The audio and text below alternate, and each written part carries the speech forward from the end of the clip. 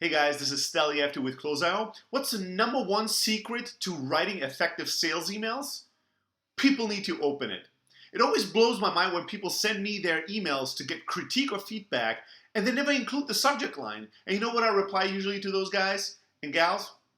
I reply and say, you know what, I cannot give you any effective feedback on this because it's missing the subject line. If I can look at the subject line, it's irrelevant what else comes after because the subject line is the number one defining factor if your sales email is going to be successful because it's the subject line that's going to determine if somebody is going to open your email. If an email isn't opened, it didn't exist. So just recently we did a sales workshop exclusively for founders and sales executives of Y Combinator startups. And one of the work group sessions was about sales emails, specifically about subject lines. And people had a lot of great, best practices and ideas. And I thought I'd make this quick video while I'm traveling in Europe. I'm currently in rainy Germany. Let me actually show you if we can look outside. But you can see it's kind of gray looking and it's raining right now, although it's August. So anyways, I thought that I'll make this quick video to share some of these tactics with you in order to help your sales emails sell better, be open more, and even get a chance to actually make your pitch in your email. So number one rule when it comes to email subject lines is to make the subject line read like it was written by a human being and read like it was sent from one person to another. Anything that will make an email subject line sound like a marketing email or sound like something that was automated or sound like something that was sent to multiple people at once will dramatically decrease your open rate. We as humans respond to things that seem like they are written by another human being and addressed to us directly. You can actually test this even with your internal team. If you send an email and you CC 20 people, you see that the open and the respond rate will go down dramatically versus if you send an email to everyone individually, even if it's a copy and pasted email. People, when they think you talk to them directly, will feel the urge and responsibility to respond. So make your subject lines never ever read like they were written as a marketing email. So I'll give you an example for that. Imagine somebody writes a subject line that says, Close.io, best new innovation in CRM in ages. Does that really read like I wrote it specifically for you? No, it sounds like an advertisement. It sounds like a marketing email or a newsletter subject line. People will not open that. They will archive, delete it because it doesn't seem genuinely written by a human being. What's another subject line hack or idea that you need to consider before you even send out anything? Well, as part of it shouldn't sound like a marketing email, is not writing like it's marketing or advertisement. And a quick hack or idea there is to never, ever, ever capitalize all words or capitalize the beginning of each word. Because again, that reads like a title, a subject line of a newsletter or something like that. Ask yourself, when I send an email to my mom, would I actually capitalize every single letter of every single word in the subject line? You probably wouldn't. So don't do it when you send out sales emails.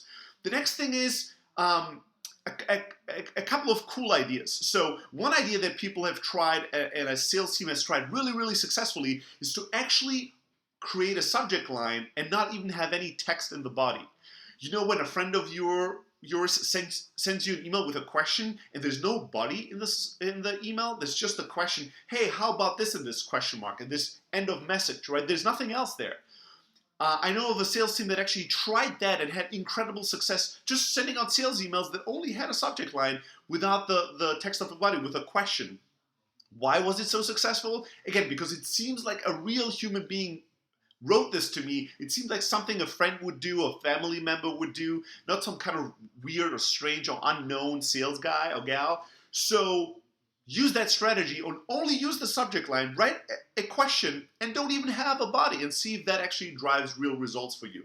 The next thing that you can do is always use the name, preferably the first name of the person that you're sending the email to. So if you send me an email, using my first name and using Steli in the subject line is typically a really smart idea. So you might want to do something like, Steli, have you checked our software out yet? Question mark. Or Steli, I would love to connect, right? Anything that includes my name, again, makes it more personal, makes it more real, People like their name, people like the sound of their name, people like the look of their name. They've learned to respond to it. Use it to your advantage. So next thing, misspellings. It's crazy, right? But if you actually have a misspelling in the subject line, boom, will increase the open rate. Why? Goes back to the original principle. It makes it seem personal. It makes it seem real. It makes it seem human. Misspelling words is human. Writing perfectly isn't. Writing perfectly is what happens once you go with a message through 10 marketing departments and the PR department and the editors, and at the end what comes out is something that's very, very polished. But very polished is not actually getting you results in sales. Being human is. So try to misspell a few words and see if that actually helps you with your open rate or with the effectiveness of your sales emails. The other thing to do is to actually start experimenting with odd times. We all know that the standard best practice to send a sales email is Tuesday morning or Thursday morning. If you're in the US, between 8 and 9 a.m. Pacific time are typically best practices to send out these emails. Now the problem is, because these best practices have been shared so many times, everybody is doing it. So all people receive their messages on Tuesdays and Thursdays between 8 and 9 a.m. Makes you look like this is something automated, this is something that's happened, and you compete for a lot more, you compete with a lot more other emails that are just coming in during that hour. So why not try the contrarian way and send some emails on weekends, or really early, or very late, and see if that actually makes something to your open rate and increases your results. The next thing is question marks. You saw that with a few examples that I made. It's kind of in my second nature to use question marks when I design subject lines, but it's been a pretty effective hack when it comes to getting higher open rates and getting higher response rates. So actually ask a question in the subject line and use a question mark at the end of the subject line. Again, it's been a little overused over the last few weeks, but definitely something worth checking out if you have never tried asking a question or adding a question mark at the end of your subject line. You definitely want to try it out and see if that drives results for you. The next thing, actually that's not a subject line hack, but I'll include it just because I thought about it. One interesting thing, again going back to the make it seem real, human, and personal aspect of it, is actually in the body of the email at the footer to include a line that says send via iPhone or send via iPad or anything else like that. It's crazy. We've done this with automated emails in the past with a different business, not with Close.io, and we saw dramatic increases in response rate just because it signaled to the receiver that this was actually sent by a human being on the go, right? It makes them feel a lot more compelled to actually reply. We don't do this with Close.io today because we feel like maybe we've just overused it in the past. It's not quite as honest as we like to be, but it's definitely something worth checking out and trying out, and something that I thought worth sharing with you. And then a few more before I end this quick video today, and giving you guys, I think, enough ideas to experiment, improve, and perfect your own email subject lines is, just like you can use their first name, is using the company name. Some people had pretty good results by only including the company name in the subject line. So if somebody sent me an email, they would just say Close.io.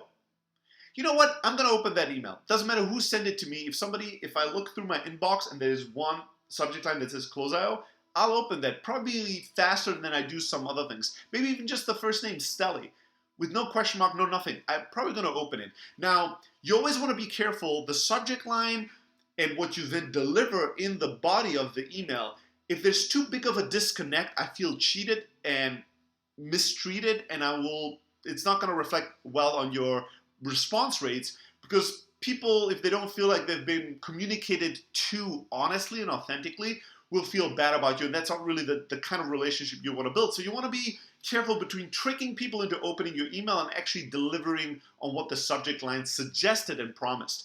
A good example of this was one of the most effective emails in terms of getting all my attention was somebody once writing me the subject line. And here's the scenario. I'm coming into the office, I'm starting my day, and I have like hundreds of emails, and I try to glance through them to see if anything stands out that needs my immediate attention, and I see the word disappointed, and my eyes immediately go to that subject line, and it says, disappointed, we couldn't connect yet, right? Or no, the subject line was actually reading, Stelly, I'm disappointed. And if you're running a business and somebody writes you, Stelly, I'm disappointed, it gets all your attention immediately. My heart started beating faster. I immediately opened that email, And so the subject I read, Sally, I'm disappointed, and then it continued that we weren't able to connect yet. What we're doing is blah, blah, blah, and he continued giving me his pitch. Now, he got all my attention, and I thought, oh, you sneaky bastard, like, you tricked me into responding really strongly to your message. But you know what? Did I reply? Did I actually end up buying what they sold? No. Because I felt tricked. I thought it was interesting, but interesting won't get you sales. Interesting won't get you actual responses. Authentic, valuable, those are the things that are actually going to get you results. So I hope these ideas were useful. Improve and bring your sales subject line hustle to the next level. And make sure to do two things. Number one, subscribe to our YouTube channel. Somewhere around this video, there's a button that says subscribe. Make sure you click on that. If you like this video, we're going to produce a lot more videos with a lot more sales hacks. It's going to be worth your time, and you don't want to miss out on any of them. And number two, if you improve or experiment with your sales subject lines, you want a second opinion, send me an email. Email Steli, S-T-E-L-I, @close.io, and make sure to include the subject line, and I'll make sure to give you some feedback and help you get your open response rates to the next level.